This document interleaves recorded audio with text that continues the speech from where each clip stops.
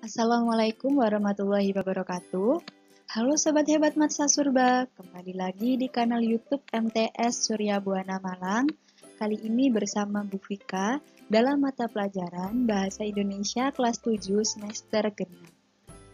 Hari ini sebelum mengawali pembelajaran, mari kita berdoa terlebih dahulu supaya apa yang kita pelajari bisa membawa berkah dan manfaat untuk kita semua. Bismillahirrohmanirrohim. Raditu billahi robba wa bil islami dina wa bi Muhammadin nabiyya wa rasula. Rabbi zidni ilma warzuqni fahma waj'alni min ibadika sholihin. Amin. Hari ini kita akan belajar tentang menyajikan puisi rakyat baik dalam bentuk lisan maupun tulis. Kompetensi dasar materi kita hari ini yakni mengungkapkan gagasan, perasaan, pesan dalam bentuk puisi rakyat.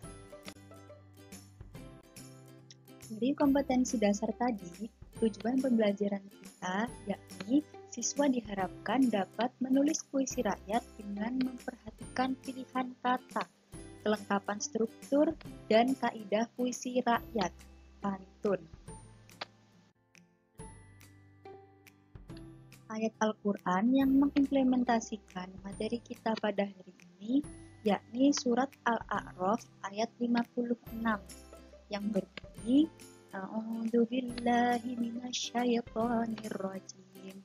Bismillahirrahmanirrahim.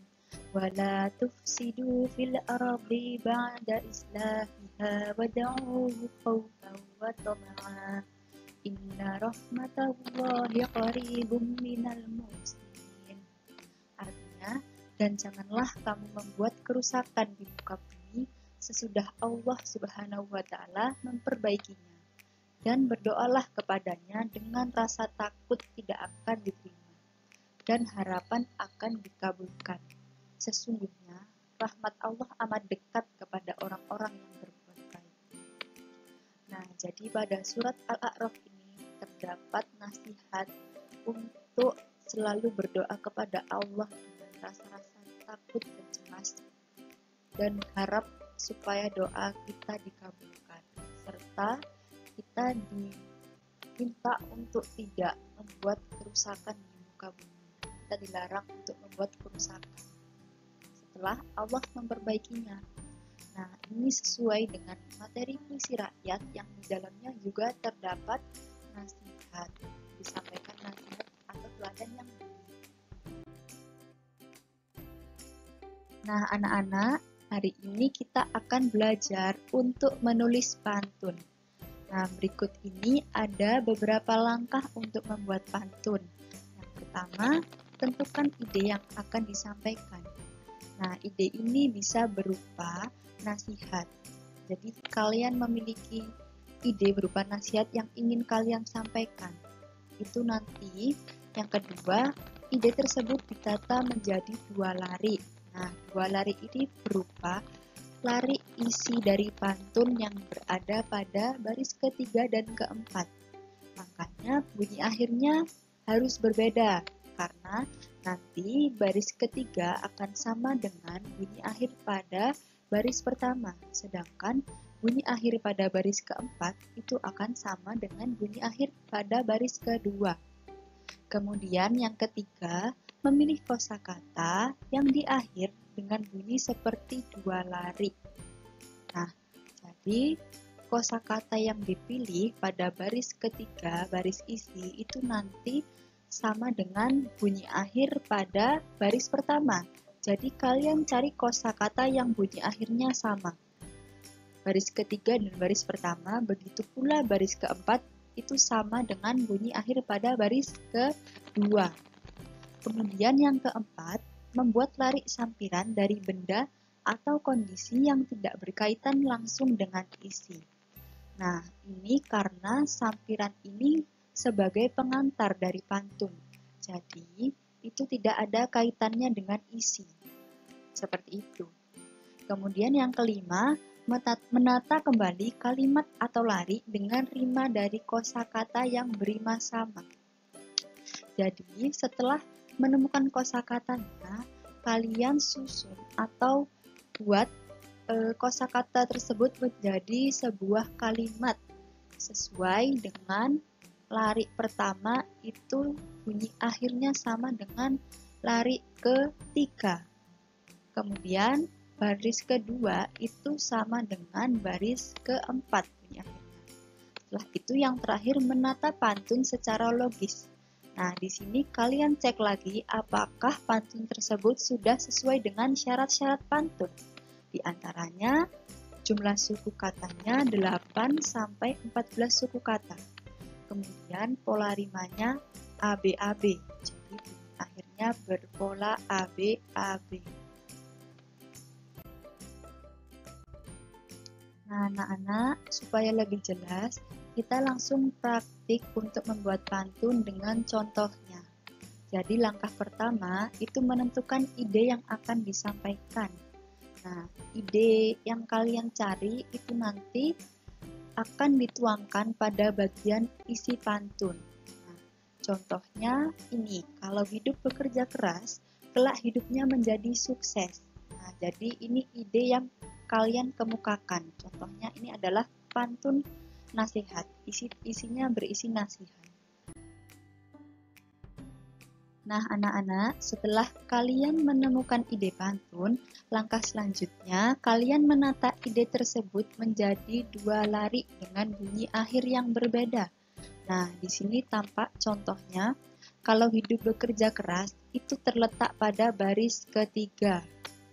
Nah, kemudian pada baris keempatnya, kelak hidupnya menjadi sukses. Nah, jadi di sini bunyi akhir dari baris ketiga dan baris keempat itu berbeda. Pada baris ketiga bunyi akhirnya keras. Kemudian pada baris keempat itu bunyi akhirnya sukses.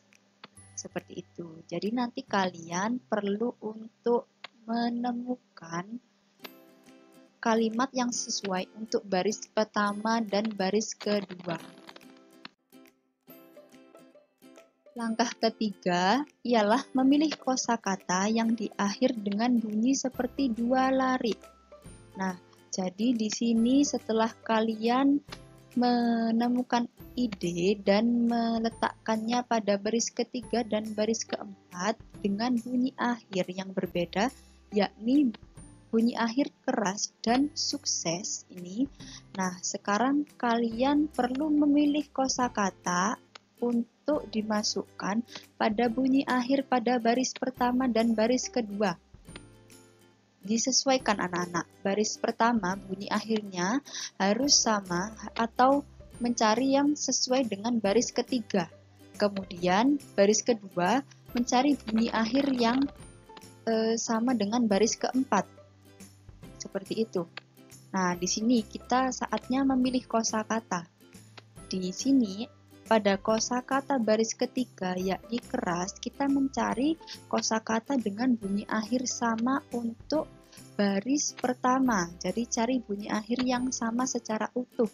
Di sini ditemukan beberapa kosakata, yakni beras, deras, keras, mengeras, peras, memeras, teras, dan waras. Nah, di sini kita mengumpulkan beberapa kata untuk kita pilih menjadi kalimat. Kita pilih salah satu nanti. Kemudian yang kedua, kita juga mencari kosakata dari bunyi akhir pada baris keempat untuk kita sesuaikan dengan bunyi pada baris kedua. Nah, jadi bunyi pada baris keempat itu sukses. Kita cari yang bunyi akhirnya sama untuk di baris kedua, yakni akses, meses, preses, dan abses. Nah, di sini nanti kita pilih salah satu untuk dijadikan kalimat.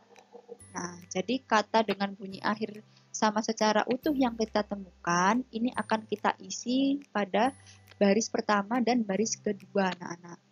Seperti itu. Nah, langkah keempat itu membuat lari sampiran dari benda atau kondisi yang tidak berkaitan langsung dengan isi. Nah, jadi tadi kita sudah menemukan beberapa kosakata untuk kita isi pada baris pertama dan baris kedua. Jadi kosakata itu menjadi bunyi akhirnya pada baris pertama dan baris kedua. Yang mana baris pertama dan baris kedua ini adalah sampiran dan tidak ada hubungannya dengan baris ketiga dan keempat. Seperti itu. Kemudian yang kelima, menata kembali kalimat atau lari dengan rima dari kosakata yang berima sama. Nah, jadi kosakata yang telah kita temukan tadi, teras ini bunyi akhirnya sama dengan keras. Jadi bunyi akhirnya sama, teras dan keras. Kemudian bunyi akhir pada lari kedua, reses, itu sama dengan bunyi akhir pada lari keempat, yakni sukses.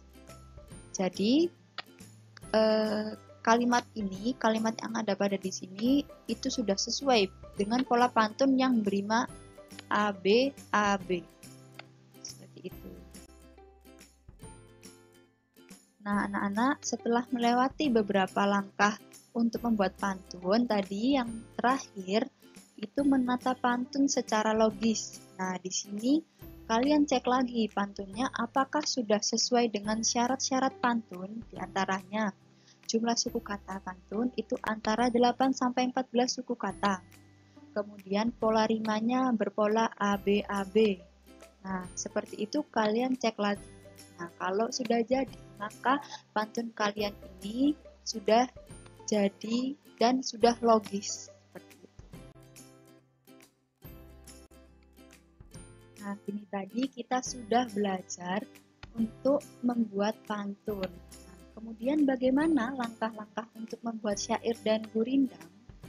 Nah, langkah-langkahnya itu sama anak-anak dengan membuat pantun, mulai dari menentukan ide untuk isi dari syair dan gurindam, kemudian juga mencari kosakata dengan bunyi akhir yang sama, kemudian menyusun menjadi bentuk puisi rakyat yang utuh, seperti itu. Tetapi yang perlu kalian perhatikan adalah syarat-syarat atau ciri-ciri syair dan gurindam memiliki cirinya masing-masing yang berbeda juga dengan pantun. Di antaranya syair itu memiliki 2 baris dengan pola AA, sedangkan gurindam memiliki 4 baris dengan pola AAAA. Kemudian jumlah suku katanya pada syair, pantun, dan gurindam itu juga berbeda. Maka itu yang perlu kalian perhatikan saat akan membuat syair dan gurindam. Seperti itu. Jadi yang kalian perlu perhatikan adalah ciri-ciri dari tiap puisi rakyat anak-anak.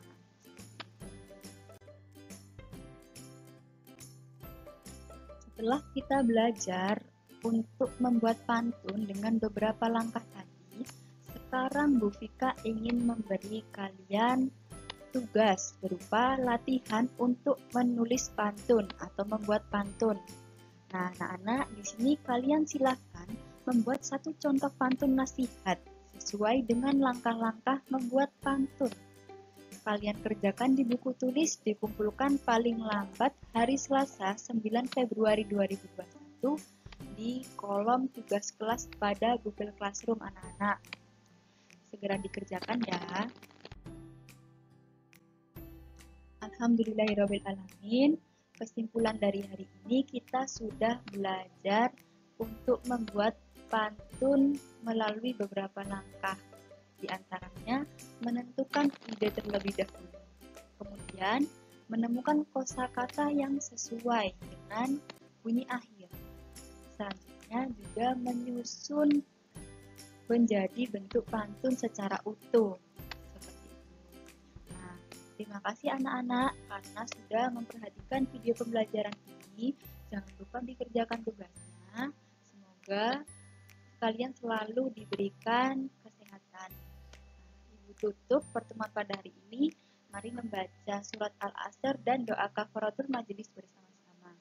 Bismillahirrahmanirrahim. Wal asri innal insana lafi khusr illal ladzina amanu wa amilus solihati wa tawasau bil haqqi wa tawasau bis sabr. Subhanakallahumma wa bihamdika asyhadu an la ilaha illa anta astaghfiruka wa atubu ilaik. Amin. Assalamualaikum warahmatullahi wabarakatuh.